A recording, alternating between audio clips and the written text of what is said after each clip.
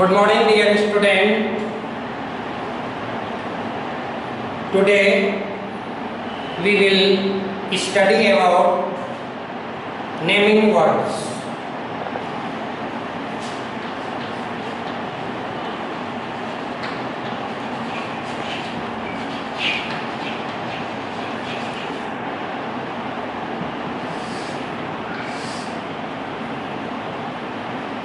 Dear student, naming word, it means noun is a naming word। अर्थात हम कह सकते हैं नामित शब्द को संज्ञा कहते हैं।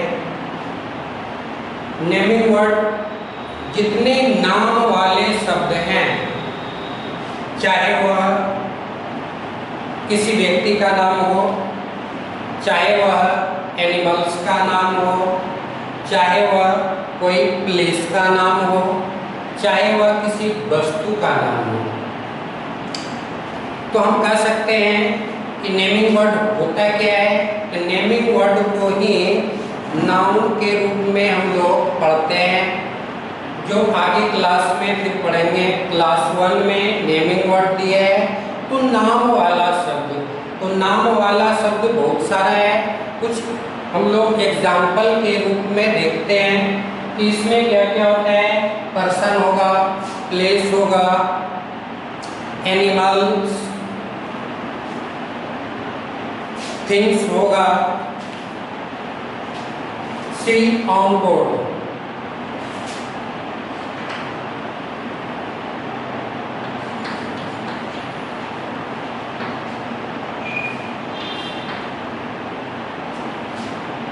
It is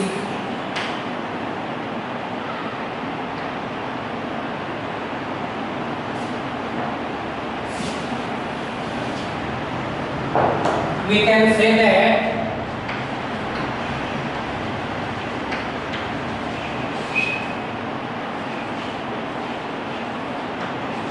naming word is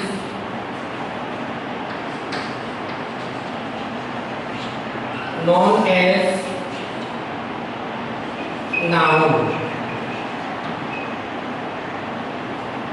बच्चों, नाउन को हम लोग यदि कैटेगराइज करें तो यह 5 भाग में, किसी किसी बुक में 3 भाग में, जो हम लोग अपर क्लास में पढ़ेंगे। क्लास 1 में सिर्फ हमें व्यक्ति का नाम, वस्तु का नाम, जानवरों का नाम, स्थान का नाम, इतना हम लोगों को सिर्फ पढ़ना है। इसके अलावे फिर हम लोग अपर क्लास 3, 4, 5 में पढ़ेंगे। नाउन को कैटेगराइज करेंगे, proper noun, common noun. Naming word को हम लोग यदि कैटेगराइज करें तो 4 भाग में इसको हम लोग एज ए एग्जाम्पल हम लोग देखेंगे। क्या क्या होगा। Person, place, animal,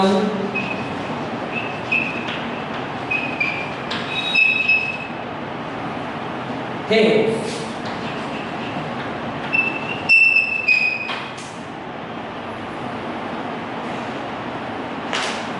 dear children, person में चाहे तुम्हारा नाम हो, हमारा नाम हो, किसी अन्य व्यक्ति का नाम हो, वो हो जाए person. Like Ram, boy also, girl also, boy and girl is a common noun. So we will put in a person, not in a place, because boy and girl are not a place, animal, things. So you will put in a person, that one that example or this example, like father,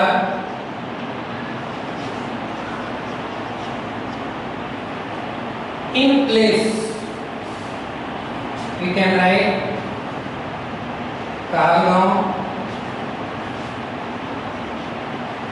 Bhagalpur,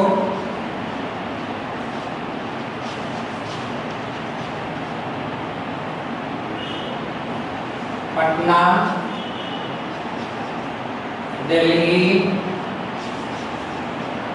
So there are so many places in animal: cow, dog, horse,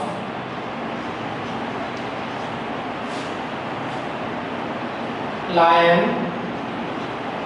So there are many in things: table,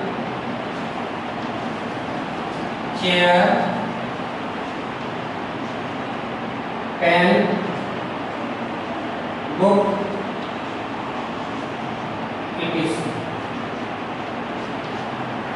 बच्चों हम कह सकते हैं कि naming word क्या होता है? नामित शब्द को हम संज्ञा कहते हैं, तो वो नाम वाले जितने भी शब्द हैं वो सभी नेमिंग वर्ड के अंतर्गत आएंगे। जैसे पर्सन हम लोग देख रहे हैं कि पर्सन, प्लेस, थिंग्स, एनिमल, चाहे वो पर्सन का नाम हो, प्लेस का नाम हो, एनिमल का कोई ना कोई नाम जरूर होता है, एनिमल, थिंग्स, वस्तुएं हैं, तो ये सभी नेमिंग वर्ड के अंतर्गत आते हैं। इसको हम लोग कैटेगराइज नेक्स्ट क्लास में करेंगे। नेमिंग वर्ड में आज हम लोग इतना ही पढ़ेंगे, क्लास 1 के लिए ये काफ़ी है। इसके अलावे इसमें कुछ एक्सरसाइज के रूप में दिया गया है क्वेश्चन नंबर डी में। क्वेश्चन नंबर डी में जो फाइंड करना है कि वो उसमें कितने नाउन में है, 1 है, 2 है, 3 है, हम लोग बोर्ड पे देखते हैं।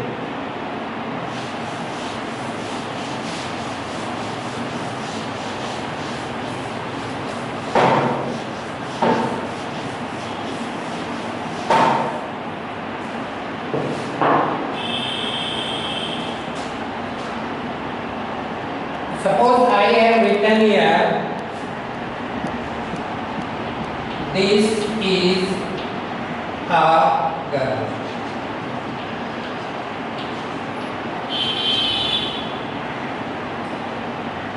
The horse eats grass.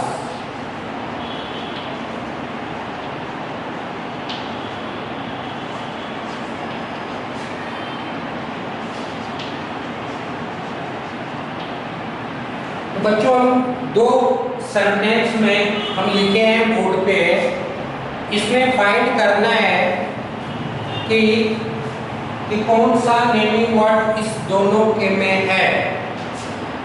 तो फर्स्ट सेंटेंस में हम लोग देखते हैं कि दिस इज ए गर्ल, तो दिस क्या है? प्रोनाउन हो जाता है। इज क्या है? हेल्पिंग वर्ब में आ जाता है। ये क्या है? डिटरमाइनर है। गर्ल क्या है? कॉमन नाउन है, तो ये पर्सन के अंतर्गत आ जाता है। तो ये गर्ल क्या है? तो नेमिंग वर्ड है। सेकेंड एग्जांपल में हम लोग देखते हैं कि ये फर्स्ट क्या है? द है। द क्या है? डिटरमाइनर है।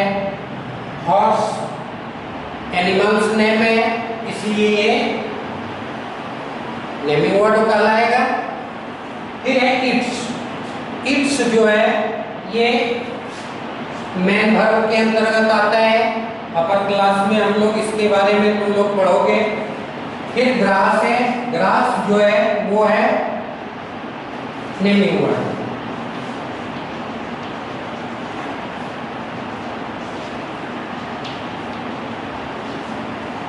इसमें हॉर्स भी है नेमिंग वर्ड।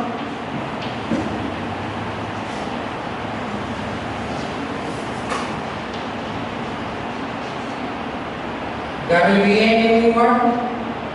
तो अभी हम लोग देखें कि 2 सेंटेंस में यदि हम सेंटेंस से फाइंड आउट करना है तो हमको 4 चीज याद रखना होगा। क्या क्या बच्चों याद रखना होगा? ध्यान से सुनो। पर्सन, प्लेस, एनिमल और थिंग्स। थिंग्स वस्तु, जैसा कि हम लोग देखते हैं कि रूम में फैन है, टेबल है, चेयर है, डस्टर है, चौक है, डस्टर है, चौक है, बुक है, पेन, पेंसिल, ये सभी क्या है? थिंग्स है। तो इस प्रकार से हम लोग सेंटेंस से भी नेमिंग वर्ड को फाइंड आउट कर सकते हैं। Today that's all. Next day we'll discuss on next topic. Thank you. Have a nice day.